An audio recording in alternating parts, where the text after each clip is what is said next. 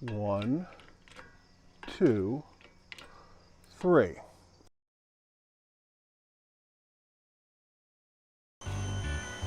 All right, so we're back and it's time for round 2 in the pipe bending to make that arch. However, first thing we're going to do this time is we're going to do it a little bit more right. We're going to make a template. So ever since we covered the bus, it now gets hot in here because it's no longer a white roof, it's a green. So that's okay. And this piece of cardboard is just a tiny bit short, but that is all right. Probably don't need sunglasses inside the bus. So one of the reasons that I want to do a template is that I'm going to get, this will give me the curve of the roof, not the curve of a rib, which what I was trying to do last time, it was going to give me the curve of a rib. By the curve of a rib, I mean the inside of the rib. I need the outside curve of the rib. Or at least that would be a lot better for what I'm trying to do. This is not necessarily the best cardboard to be using, but I didn't want to take the time to find the right type of cardstock. I just want to get this done. And this should maintain enough of its shape for me to be able to get the curve that I need. Scissors might not have been the best choice for this, but my utility knife is somewhere. So, thing about the best tool for a job is the one you have.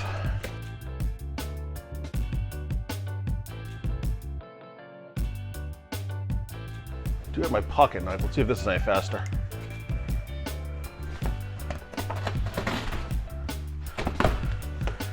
See if it's a little faster. And also, let's see if it's faster while at the same time making sure I do not, under any circumstances, mess up the chairs that this is currently sitting on top of. There we go. Okay. This will become extra template stock. Wow. Unimpressive. All right. This is here. I am going to go ahead and take this off for now.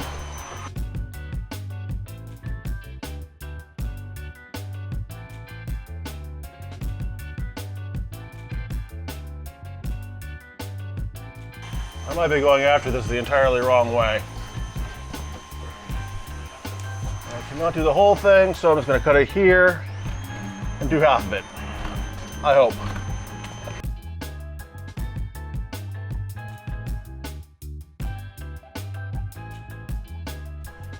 Keep that handy. Now I'm just fighting my way towards slowly refining a curve here.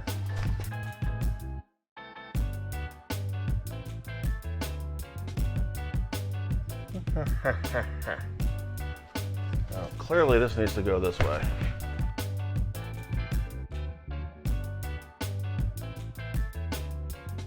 All right, maybe I need to actually take a moment and do this the rightish way. And by rightish way, I mean I gotta get it close enough to be able to make a difference here. Don't get myself into too much trouble.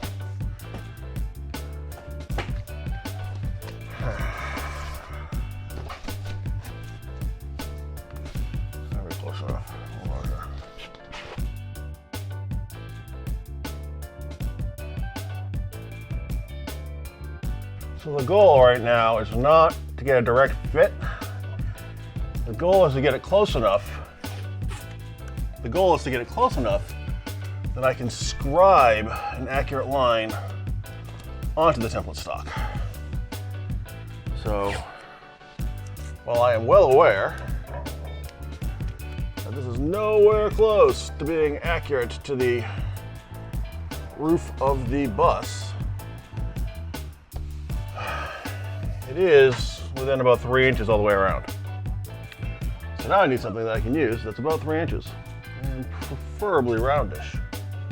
Is this gonna work? Well, probably not. It's not a great choice. Something a little thicker what have I got that's gonna work?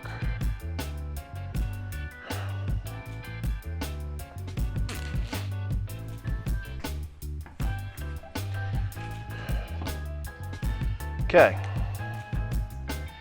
this is cheesy. This isn't the quote-unquote right way to do something. What's this actually? Ooh, this actually might be great. Hang on.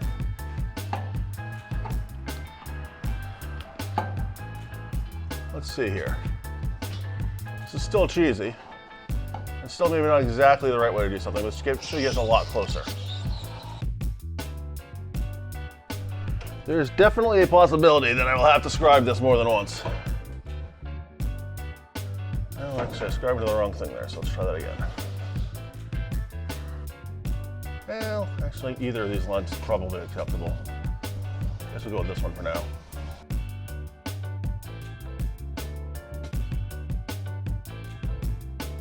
Okay. So that line is also not accurate to the roof of the bus, but it's a lot closer. So I'm going to pause this thing while I cut this line, and I'll bring it back when I scribe it again. Alrighty, so I don't know if you can actually see up in here, but I'm within about 1/4 of an inch. Okay, 3/8. I'm within about 3/8 of an inch all the way across the top here. No, not here. Here I'm within about 1/2 an inch. Hang on, let's fix that. Now I'm within about 1/4 of an inch all the way across the top of this line. And I think I'm gonna go, it's not completely accurate, but I think I'm gonna go to the flange on the rib. The roof comes off the top of the rib here a little bit, but that's technically an inaccuracy in the way the bus was built.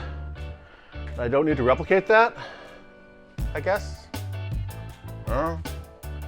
So I'm gonna grab this tool again.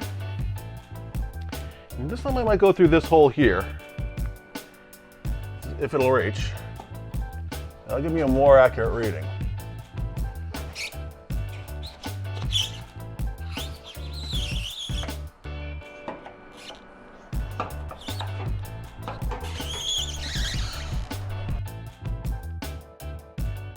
And all you need is anything that'll give you a constant offset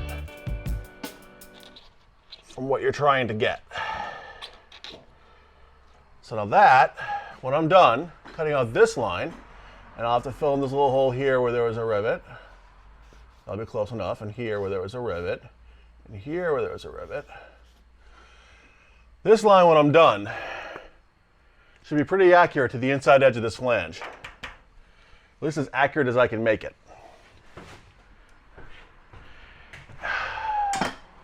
And then I can use that as my guide for bending stuff. And we should be realistic here. I'm not that great at bending pipe. I'm not going to get as accurate as that line is. But I might get close enough. Okay, so now I've got a template and I have marked it with an approximation of center. May not be perfect, I'll have to refine that. And I've got the pipe. Fresh piece of pipe, not the one I completely screwed up last week. First thing I'm actually going to do today is I'm going to find the weld, which is right here. And I'm going to grab a marker that actually will write on the steel, silver metal. I'm going to mark the weld at this end. Okay, that's pretty close. I'm going to come over here.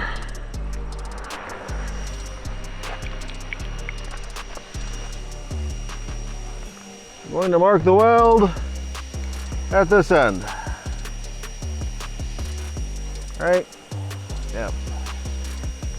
Pretty close. Okay, next, I'm going to find somewhere in the giant pile of tools that I brought, I should have my plumb bob. Let me let you see a little higher up here. My eyes are up here. Got my plumb bob. Not using it as a plumb bob right now, but I did not bring a chalk line. So what I'm gonna do is put my plumb bob on the ground when I drop it. I'm gonna grab a little bit of tape. I'm gonna just leave that off actually. I'm gonna tape the line from my plumb bob onto the marker that I made for the weld at this end of the pipe. I'm gonna bring it over here. I'm going to grab the old extra piece of tape, roll this up. I'll pull it moderately but not crazy tight. I'm going to tape it onto the weld at this end of the pipe. Do you see where this is going? Now I'm going to try to draw the line without moving it. And I'm going to be slightly off, but that is okay because yet again I'm going for a uniform offset. Sometimes if you are the same amount of wrong off everywhere, you're not off. Because it turns out that I don't really care where the weld is. What I care about is a reference line on the pipe. And this should yield me a not too squiggly reference line that I can use when I'm bending.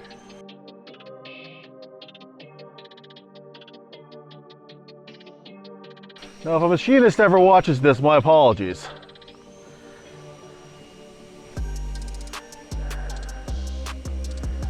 I am measuring accuracy in quarters, not thou.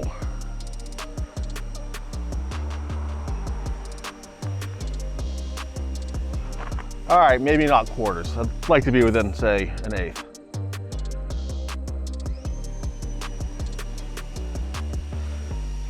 Though, honest to God, if I can get within a quarter of an inch on this, I'm okay with that. Oh, on the whole bend, not the, this part I'd like to be a little closer than a quarter. And I think I am. All right. Let me pause this. Yanko ye old pipe bender and get started. So we moved over away from the bus because I thought that swinging around a 10-foot chunk of steel right next to the windshield was a bad idea. So now I'm over the side driveway, and I forgot a step. After the bending debacle last week, pardon me, take the whole length here, watched a bunch of videos, 120, so we want 60. Watched a bunch of videos, and it turns out that people that do bends with this particular bender mark their pipe a lot more than I had been. Some of these guys are doing bends every inch. I had measured off to 6-inch marks last time. I don't know how deep I'm going to go on this one, but I am going to go through and mark this pipe. This is my center, a little C there. I'm going to mark this pipe out a lot more than I did last time. I'm going to be a lot more methodical. Got to be slower and carefuler. I'm not going to make you watch me mark this thing out. It's just me drawing a lot of lines and numbering some of them. All right, so now I have put a tick mark every 1.5 inches along this. So all I need to do is be very careful about where I do my bends. I'm going to do like 1 or 2 pumps at each bend. And hopefully I can match this curve this time. Here we go. Also, this is going to be super boring and the camera's almost dead. So I'm going to charge the camera, but this part's going to look exactly the way it looked when I screwed up the other one. So just pretend that I got the other one right. Deal? All right, so let's see if I can show you this. A little hard to see myself.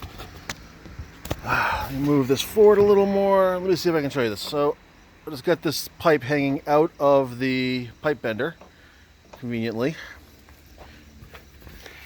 And I'm going to start working this side, and I'm going to start by lining up my center line with about the center. Okay. And then looking for where it starts to deviate. I really need another hand here. Hang on. Look for where it starts to deviate, which is going to be a little tough for me to show you because I can't hold it with two hands right now.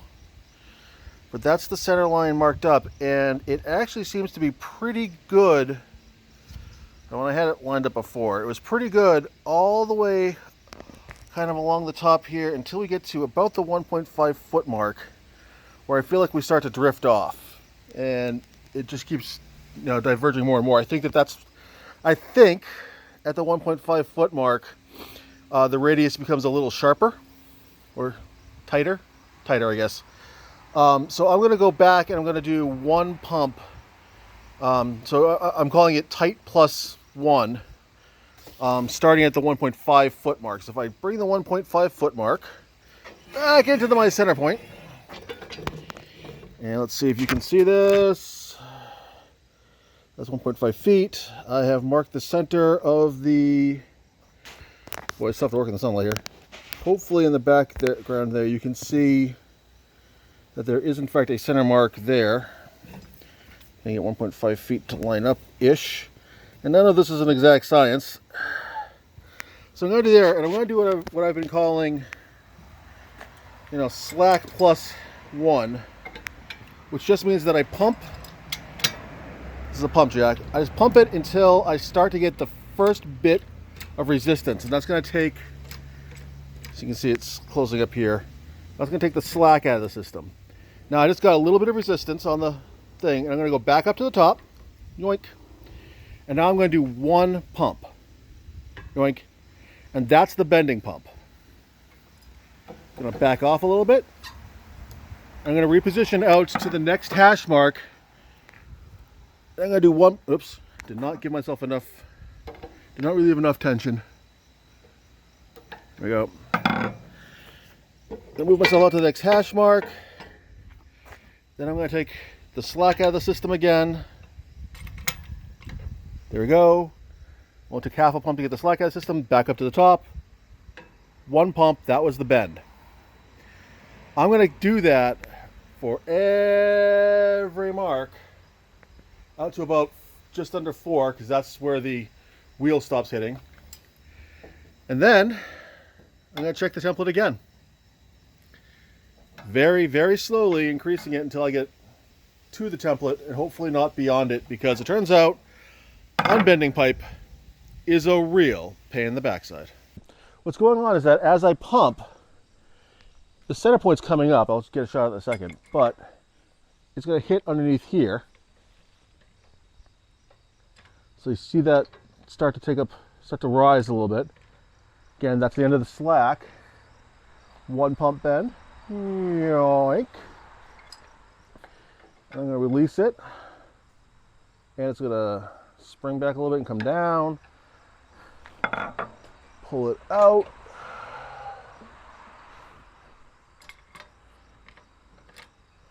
And repeat. Bring it up till it touches. One pump. Warmth. And release. So we're released a little bit. So we're going to pull it out one more line, which is about as far as we can go. Release a little more.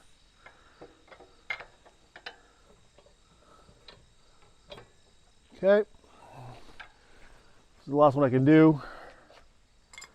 Bring it up. Pump. And release.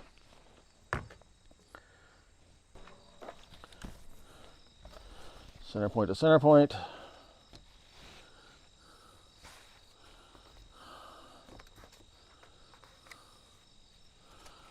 That's still deviating out.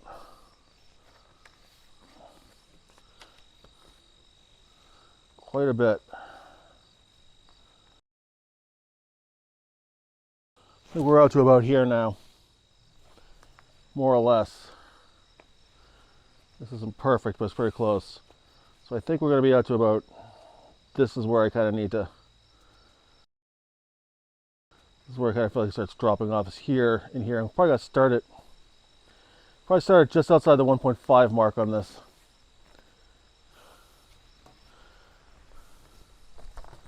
So, back through it goes.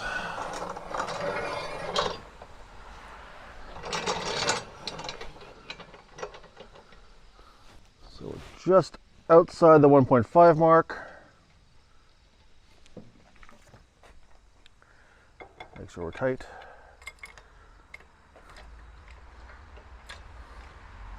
So I come up, and then we're going to just do a full pump down. And release till that loosens up enough.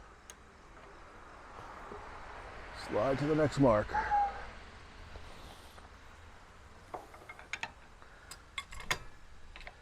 If you're thinking to yourself, this looks tedious, you would be right.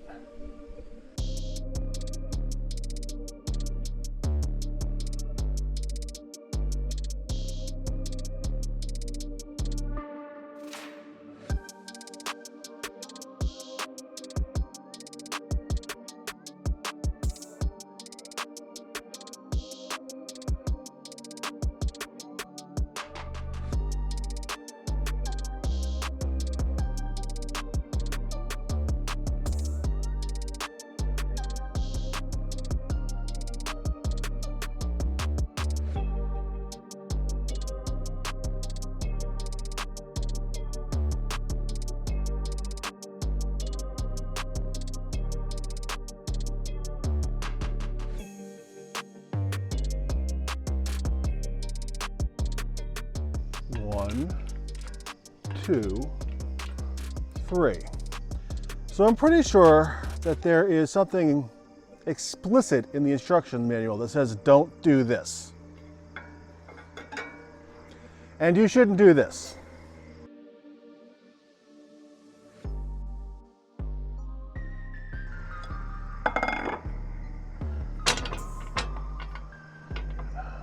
The technique I'm using hasn't changed much, except on these sharper curves, I do 3 pumps instead of 1.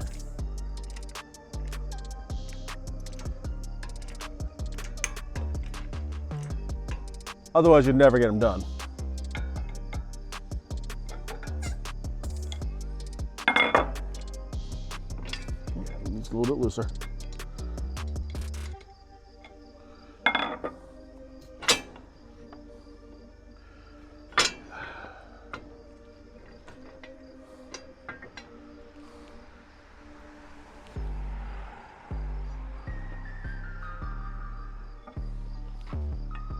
I'm doing this the wrongest way possible because, hang on a second, it's snug, that's snug. So I didn't do it this way, I'd have to dig a hole in the driveway.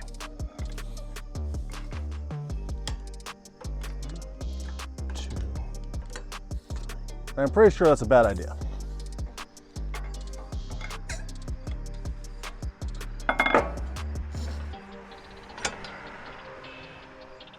That said, this is a lot less safe, a lot more precarious, and I'm probably going to pinch myself at some point, which will be nobody's fault but mine.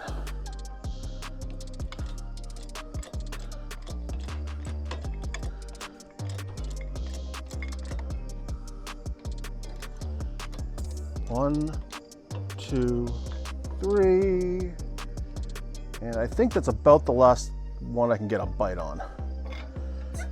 So let's see how we're doing here.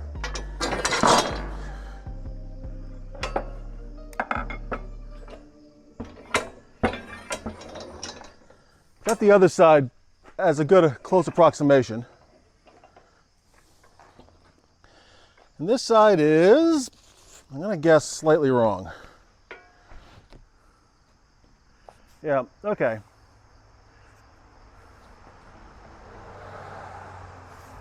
So this curve actually works out pretty well right here. And it's not even bad to right here. Interestingly, it's the exact same thing on the other side. If I move the center mark to this point, it lines up about right.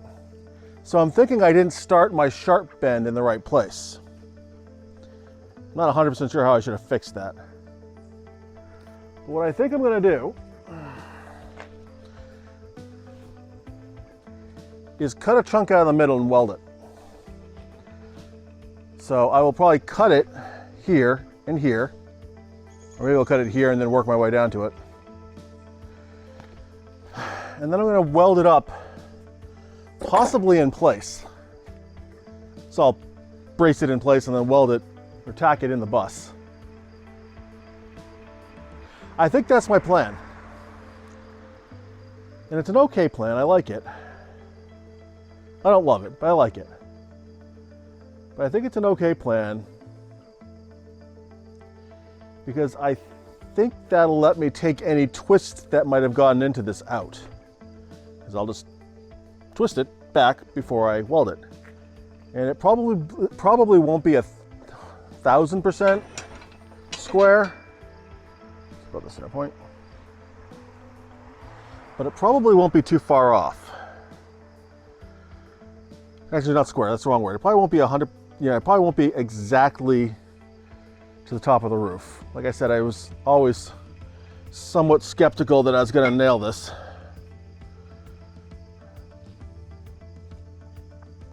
But I think it's gonna be really close. And probably within the realm of, I don't know, shims and Bondo.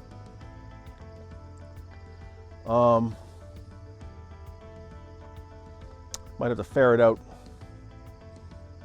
to steal a boat term.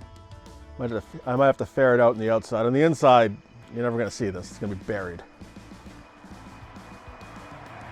So I think either after dinner tonight or probably tomorrow, I'm gonna end up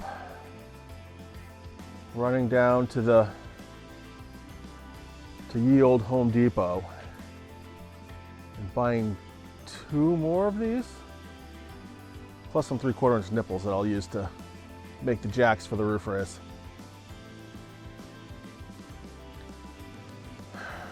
Like I said, I don't love it. I don't hate it. I think this is going to be the back one. Because really, who looks at the back of the bus? Right?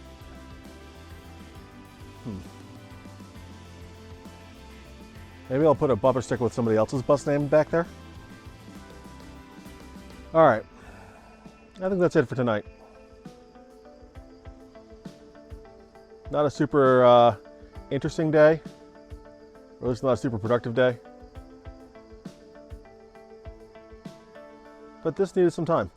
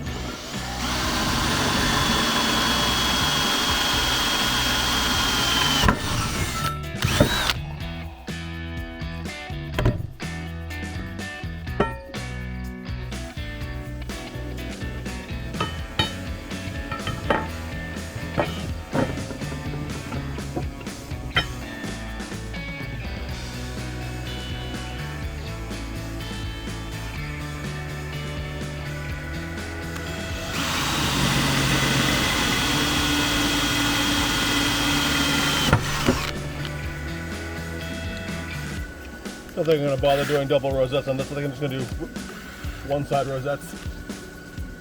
It's kind of overkill.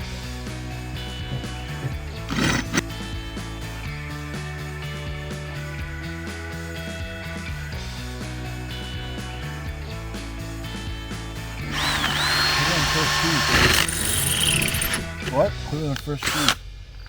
That's just gonna kick me in the. That's just gonna get out of my hand. Fine, be right.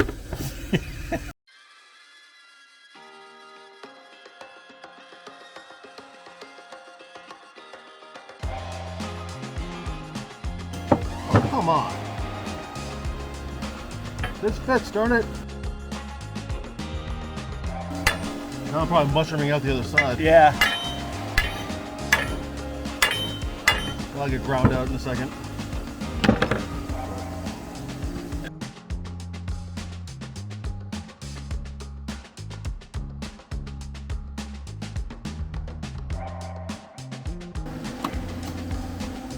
Well, you know what really helps? Rounding it. Oh yeah. All right, tacking.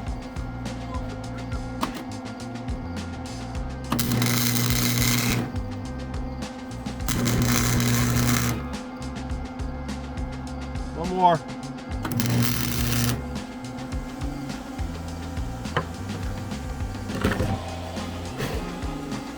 It's just a tack weld. It's gonna keep that from falling out when I'm in there messing around with the other end of it.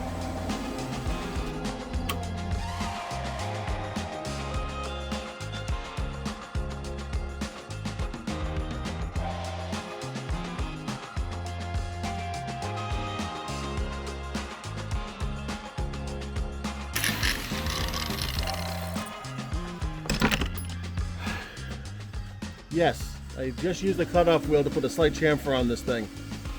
No, it's not the right way to do that.